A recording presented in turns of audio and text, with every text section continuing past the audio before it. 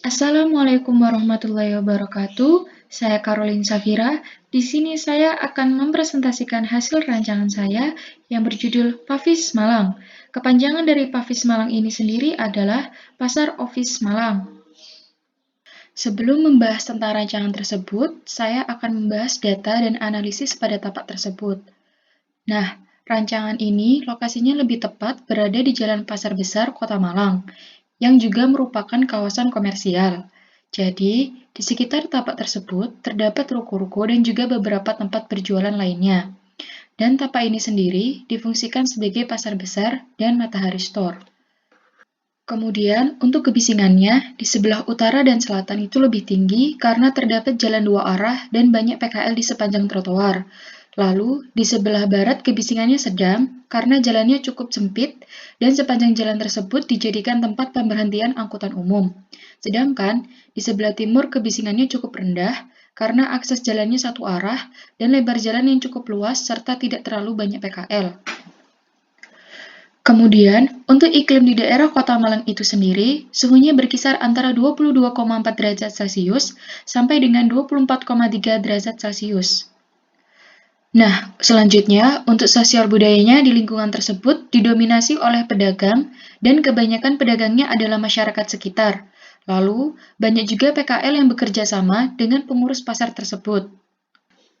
Selain itu, pada tapak tersebut juga memiliki beberapa masalah, yaitu adanya permasalahan pada sirkulasi dan aksesnya yang menyebabkan kemacetan, kemudian permasalahan pada peletakan zona sifikasi, lalu permasalahan kurangnya lahan hijau, dan garis pembatas jalan. Selanjutnya, setelah saya mencari tahu data tapak tersebut, kemudian di sini saya akan merancang pasar tradisional yang terdiri dari pasar basah dan pasar kering yang berfungsi sebagai lahan untuk jual beli, kemudian rental office yang berfungsi sebagai tempat kerja yang disewakan untuk suatu perusahaan yang belum memiliki kantor, dan juga terdapat lahan hijau sebagai tempat beristirahat yang sejuk dan nyaman. Selain fungsi yang tadi telah dijelaskan, pada rancangan ini juga akan diberikan fasilitas yang memadahi, seperti kios-kios pada pasar tradisional, kemudian perabot kantor pada rental office, lalu lahan untuk PKL di area ruang terbuka hijau, dan beberapa fasilitas lainnya. Kemudian, pada rancangan ini, saya memilih menggunakan pendekatan sustainable building dengan menerapkan bangunan yang hemat energi, ramah lingkungan, lalu tidak menggunakan material yang berbahaya bagi ekosistem dan sumber daya alam, kemudian memberikan kenyamanan kepada pengguna, serta membuat konsep merancang bangunan yang menyatu dengan alam. Nah, selanjutnya, untuk studi presiden pasar ini sendiri, saya mengikuti konsep pasar batu nunggal modern di Bandung, karena pasar ini memiliki konsep sebagai pasar modern yang menjual produk berkualitas supermarket, tetapi dengan harga yang terjangkau, dan juga mengutamakan kenyamanan pengguna dengan membersihkan area pasar 3 jam sekali, sehingga pasar tetap terjaga kebersihannya. Kemudian, untuk studi presiden rental office-nya, saya mengikuti konsep bentuk menara Palma, yaitu dengan menunjukkan suatu simbol tentang kekuatan yang terus maju menjulang ke atas. Namun, kesan ini lebih diperkuat lagi dengan mempermainkan bidang-bidang kaca yang lebih gelap pada sisi timur dan barat bangunan. Kemudian kita lanjut menuju ke analisis. Nah, di sini ada analisis fungsi seperti yang sudah tadi saya jelaskan. Kemudian di sini juga ada analisis pengguna dan analisis aktivitas. Di analisis pengguna ini, untuk pasar tradisional, ada pembeli, pedagang, pengelola pasar itu sendiri, cleaning service, dan lain sebagainya. Kemudian, untuk yang di rental office, ada karyawan, pemimpin, pengelola, administrasi, cleaning service, dan lain sebagainya. Kemudian, untuk analisis aktivitasnya bisa dilihat seperti ini. Lalu kita lanjut ke analisis kebutuhan ruang. Jadi di sini saya akan menjelaskan yang paling utama, yaitu di rental office ini memiliki 3 tipe kantor, yaitu small office, medium office, dan large office, yang pasti memiliki perbedaan pada setiap ruangnya. Sedangkan, untuk pada pasar tradisional ini, dibedakan menjadi dua, yaitu pasar basah dan pasar kering. Selain itu, di pasar ini juga terdapat musola, food court, dan beberapa ruangan lainnya. Nah, selanjutnya di sini ada bubble diagram dan juga ada block plan. Tetapi akan saya jelaskan nanti pada konsep tapak. Kemudian kita masuk ke block plan vertikal. Nah, di sini saya akan menjelaskan fungsi setiap lantai pada bangunan ini. Jadi untuk yang paling dasar, yaitu adalah basement. Basement ini difungsikan sebagai parkir rental office, kemudian lantai 1 ini difungsikan sebagai parkir pasar tradisional, kemudian lantai 2, jadi di sini tuh sebelah sini difungsikan sebagai rental office, kemudian yang di sebelah sini difungsikan sebagai pasar tradisional. Nah, di lantai 2 yang di sebelah sini itu adalah lobby rental office-nya, kemudian di sebelah sini adalah pasar basah, kemudian yang di sebelah sini adalah musola dan food court. Kemudian untuk lantai 3 sampai dengan lantai 5, lantai 3 sampai dengan lantai 6, ini difungsikan sebagai medium office. Nah, untuk yang sebelah sini, yaitu adalah pasar kering. Kemudian, untuk lantai 7 sampai dengan lantai 8, itu difungsikan sebagai small office. Kemudian lantai 9, yaitu difungsikan sebagai hall. Kemudian lantai 10 sampai dengan lantai 13, difungsikan sebagai large office. Selanjutnya, yaitu analisis tapak yang telah diaplikasikan pada bentuk bangunan tersebut. Jadi bisa dilihat, di sini arah angin pada tapak ini paling banyak datang dari arah barat. Maka, saya beri bukaan pada sisi barat bangunan. Kemudian, sinar matahari dari atas, maka saya meminimalisir panas tersebut melalui tata massa. Lalu, bangunan ini agak sedikit dimiringkan pada atapnya agar dapat mengatasi air yang mengendap di atap saat hujan. Nah, di sini bisa dilihat, ini ada analisis saluran air bersih, kemudian air kotor, fire protection, dan electrical. Lalu kita lanjut menuju ke konsep. Jadi setelah dilakukan berbagai macam analisis, terancanglah konsep tapak seperti pada gambar berikut. Jadi, di sini saya membuat akses masuk menuju pasar tradisional dan rental office yang berbeda. Jadi nomor 1 ini adalah pintu masuk menuju ke tempat parkir pasar tradisional. Kemudian nomor 2 ini adalah pintu masuk menuju ke tempat parkir rental office. Begitu juga dengan pintu keluarnya. Nomor 3 ini adalah pintu keluar dari tempat parkir pasar tradisional. Kemudian nomor 4 ini adalah pintu keluar dari tempat parkir rental office. Kemudian selain itu, di sini saya juga memberikan drop off orang dan juga drop off barang. Jadi saya bedakan gitu ya. Jadi nomor 6 ini itu tempat untuk drop off orang. Kemudian nomor 5, tempat untuk drop off barang. Setelah itu, untuk pintu masuk menuju ke pasar tradisional, yaitu ada di nomor 7. Kemudian untuk masuk ke rental office, itu melalui sini. Kemudian kita lanjut. Untuk konsep bentuknya sendiri, antara bangunan rental office dan pasar tradisional bentuknya menyatu, tetapi dibatasi oleh dinding. Nah, untuk rental office ini sendiri, banyak menggunakan material kaca untuk menerima cahaya alami dari luar. Tetapi pada bagian depan kacanya, diberi kisi-kisi untuk menghalang sinar matahari yang masuk secara berlebih ke dalam bangunan. Kemudian, pada pasar tradisional ini, beberapa fasadnya juga menggunakan material kaca, dan juga karena angin datang lebih banyak dari sebelah barat, maka diberikan banyak bukaan untuk memberikan penghawaan alami dari luar.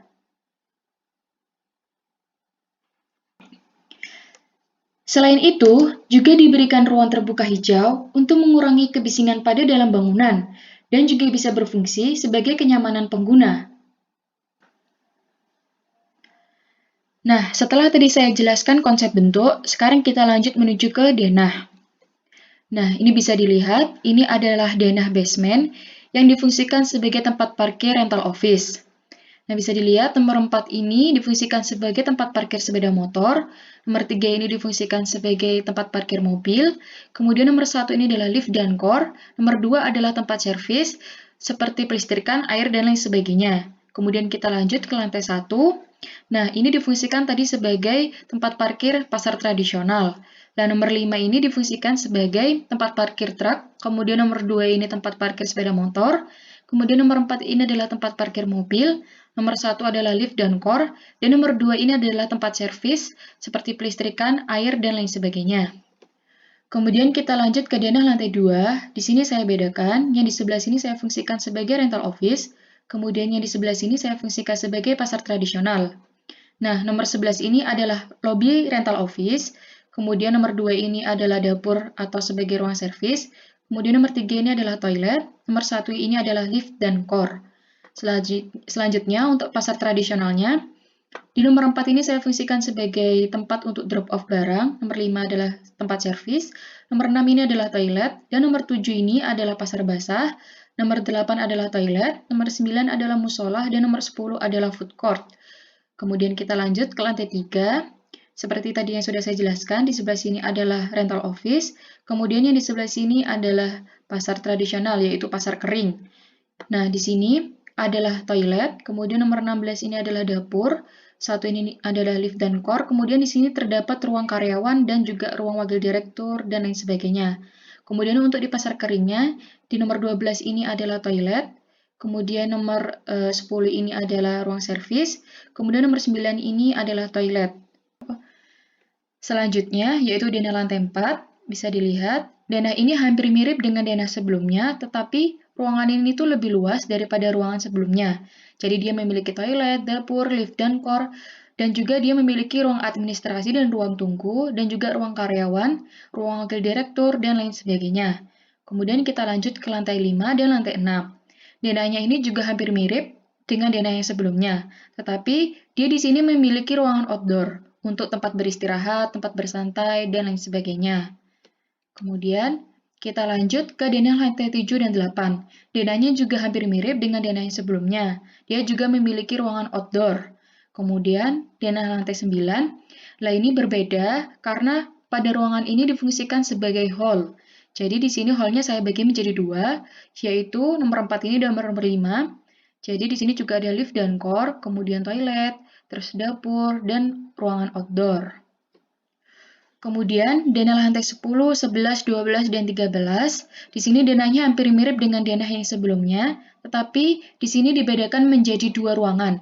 Jadi, ruangan sini dan ruangan sini, dan dipisahkan oleh balkon atau teras. Nah, jadi di sini, kalau misalnya dari ruangan sini mau menuju ke ruangan sebelah sana, harus melalui balkon atau teras.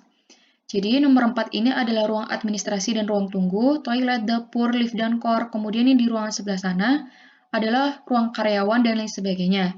Kemudian denah lantai 11, 12, dan 13 hampir mirip dengan denah lantai 10.